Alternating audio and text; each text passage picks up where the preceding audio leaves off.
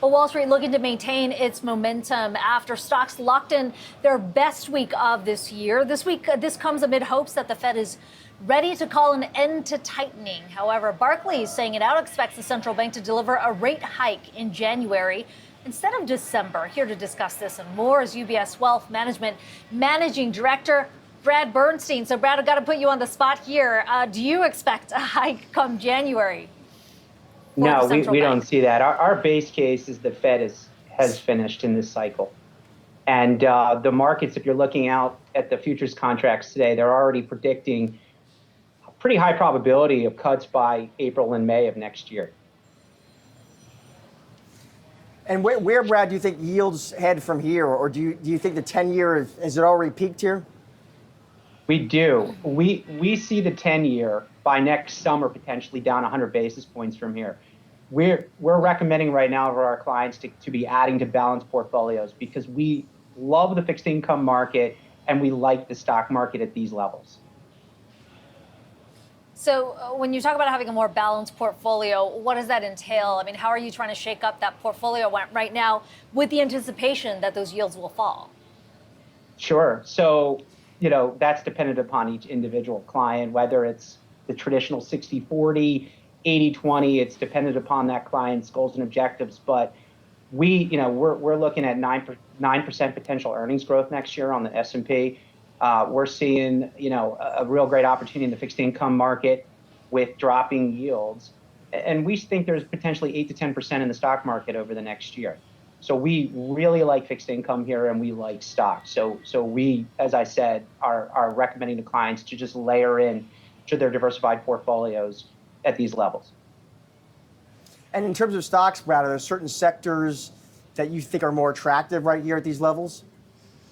So we do think value right now looks more attractive based on valuation than growth. However, that being said, within technology, we're very bullish on the areas within tech that are beneficiaries of AI, specifically semis and software. So, when you look at earnings right now, in technology, it certainly looks like they've troughed, and the first time in a while, earnings look really on store for a great year next year of growth. I mean, is that because you expect the revenue to start sort of showing, for lack of a better word, for some of these companies? I mean, we've been talking about the cycle that we've seen this year, sort of the hype at the beginning of the year, the show me investors sort of being a little more discriminatory on these AI stocks. Where we are today, if you're expecting a 16% upside next year, what's going to be the lever? AI. So we really think AI is going to drive tech growth next year. And when we look at valuations in tech, they look very appealing right now. So we're actually thinking 16 to 24% next year in earnings growth in technology. And it'll be one of the fastest growing segments within global equities. And when you say AI, Brad, are you expecting next year, you think that AI for a lot of these tech companies, by next year is going to starting to generate fresh revenue and profits?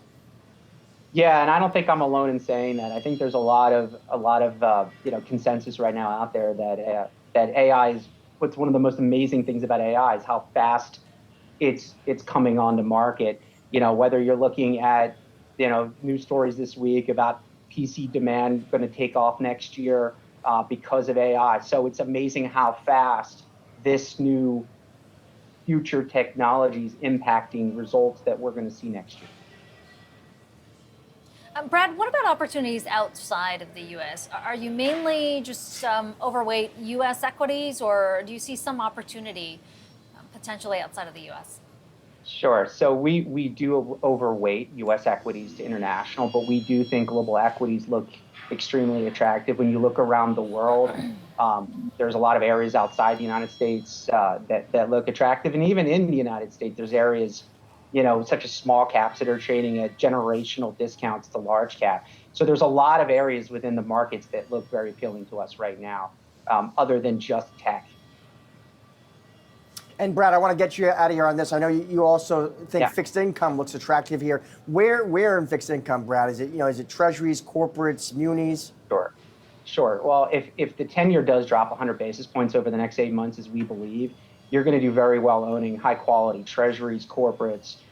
Should bode very well. We think municipal bonds also look incredibly attractive. The highest yields I've seen in my career, since '06, '07, and they're not going to last. So we're pounding the table right now on fixed income with our clients. The cash, which has been king for a lot of the last year, will not be king over the next year, as there is risk that yields will fall over the next year in the bond market. So you want to lock in duration. Brad Bernstein, thanks so much for joining us today, Brad. Appreciate it. Thank you so much for having me.